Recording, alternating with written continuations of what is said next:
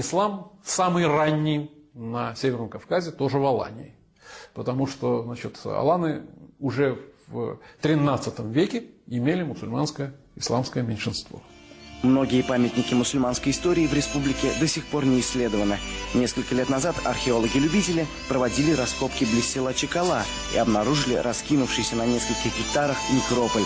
Склепы и могильные плиты венчают цитаты из Корана. По количеству захоронений исследователи строят гипотезу. Где-то рядом находилось большое мусульманское поселение, которое, возможно, древнее знаменитого Татартупа.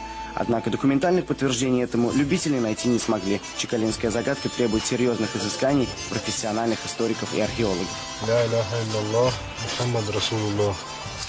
Нет Бога, кроме Аллаха, и Мухаммад посланник Аллаха. Каждый осетин хорошо знает историю своей семьи и своего рода. Каждая осетинская фамилия указывает на происхождение, мусульманское или христианское.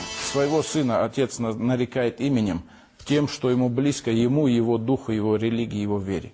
Это были сплошные имена мусульманские, сплошные имена из ислама,